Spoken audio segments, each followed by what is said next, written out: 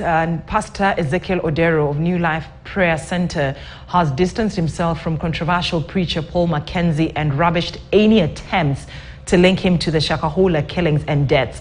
Speaking when he appeared before the Senate had a committee investigating the investigating religious issues, actually religious organizations and Shakahola deaths, Pastor Odero, a father, told the Senate of his frustrations after the task force established to review legal and regulatory frameworks governing religious organizations in Kenya refused to visit his church even after he invited them. I am here, Chair. Oh, you know, I saw you seated. When he appeared before the Senate ad hoc committee investigating the proliferation of religious organizations and Shakahola death, Pastor Ezekiel Odero of the New Life Prayer Center had the primary responsibility of explaining his relationship, if any, with controversial preacher Pastor Mackenzie.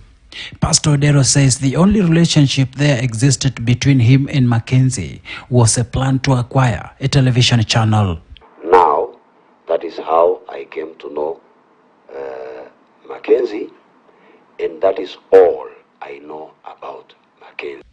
But even as he denied any links with Mackenzie, senators wanted to know why he never came out to condemn Mackenzie and his acts. He rubbished claims that his church owns a mortuary. You remember, Chair, one of the witnesses here, yes, alleged that there is a mortuary within the compound. And some of the bodies of the victims of Shakahola, yes, were actually being transferred, yes, to that facility. Kama Ezekiel angefanya chochote, angepaje polisi 24/7. Nani huyu wa mochari aliandika statement? Mbona jina lake haliwekwi? Na alikolaborate kivipi na Evangelist Ezekiel mpaka wakaweka mwili hapo? Na Ezekiel akiwa anatoa, si huyu mtu alikuwako? Ako wapi?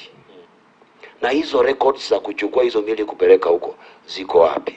Na wakati ninaingia Shakahola, where were the police officers and where were the chief? He informed the Senate of how he invited the investigating agencies to visit the church and get the facts right. This, he says, failed. Pastor Ezekiel appeared to be referring to the 17-member task force established by the president to review legal and regulatory frameworks governing religious organizations in Kenya, which is led by Mutava Musimi and other investigating agencies. There were two people who were arrested, Ezekiel and Mackenzie, about this issue.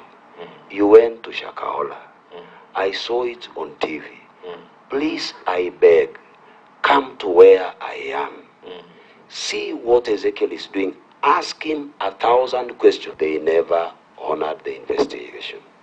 While admitting that he does not have any theological training, Pastor Ezekiel warned against theology being used as the only qualification for preachers.